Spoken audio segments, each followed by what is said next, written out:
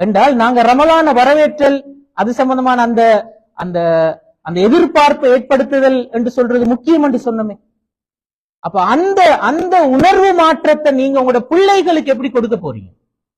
உங்களோட வீட்டுல நடக்கின்ற அந்த வித்தியாசமான அரேஞ்ச்மெண்ட் தான் அவர்களுக்கு அந்த ஃபீலிங்கை கொடுக்கும்.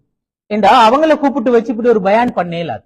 அவங்களுக்கு அன்றாடம் அவங்களோட பேரண்ட்ஸும் வீட்டுக்குள்ளாலே நடக்கின்ற அந்த வேலைகள் இருக்கின்றனவே, அதுதான் அவங்களுக்கு அந்த ஃபீலிங்கை கொடுக்கும். ரமலான் வரப்போகுது, ஓ அது விசேஷம், அதுல இப்படியெல்லாம் இருக்குதாம், இப்படியெல்லாம் செய்யணுமாம் என்று சொல்ற அந்த அந்த சந்தோஷத்தையும் ஒரு எதிர்பார்ப்பையும் அது அவங்களுக்கு கொடுக்கும். அப்ப நீங்க முதலாவது அப்படி ஒரு மீட்டிங்கை போடுங்க. உங்களோட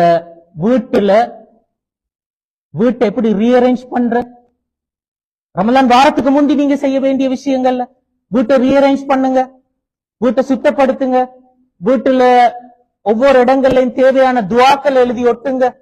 இப்படி இந்த மாதிரி விஷயங்கள் செய்யற நேரத்துல ஆட்டோமேட்டிக்காக எல்லாருக்கும் ஒரு ஃபீலிங் ஒன்று வரும். நாங்க ஒரு ஒரு முக்கியமான ஒரு இவெண்ட் எதிர்நோக்கி இருக்கின்றோம். பிள்ளைகளுக்கும் கூட அந்த ஐடியா வரும். அப்ப இந்த ஒவ்வொரு விஷயத்திலையும் நாங்க குடும்பமாக இப்படி எல்லாரும் சேர்ந்து நாங்க பிளான் பண்ண முற்படுகின்ற நேரத்துல எல்லாருக்கும் அந்த உணர்வு மாற்றமும் வரும். எல்லாரும் தங்களை மாற்றிக்கொள்வதற்கான ஒரு வழி ஒன்று கிடைக்கும்.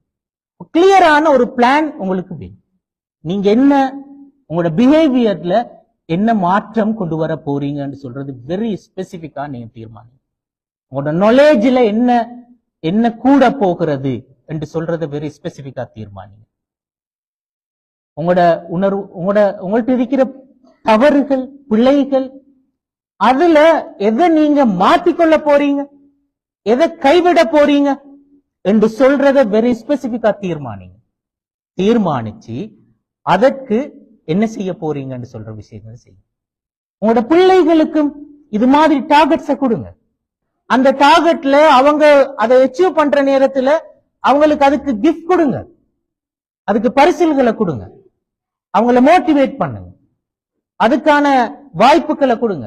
உங்களோட வீட்டுல இருக்கிற சின்ன பிள்ளைகளை நோன்பு பிடிக்கிறதுக்கான வாய்ப்பை ஏற்படுத்துங்க, அவங்களுக்கு அந்த பழக்கத்தை ஏற்படுத்துங்க. அவங்களோட டார்கெட் ஒரு நோன்பை பிடிச்சு பழகுறது என்று சொல்றது, 2 நோன்பை 3 நோன்பு 5 நோன்பை பிடிச்சு பழகுறது என்று சொல்றது.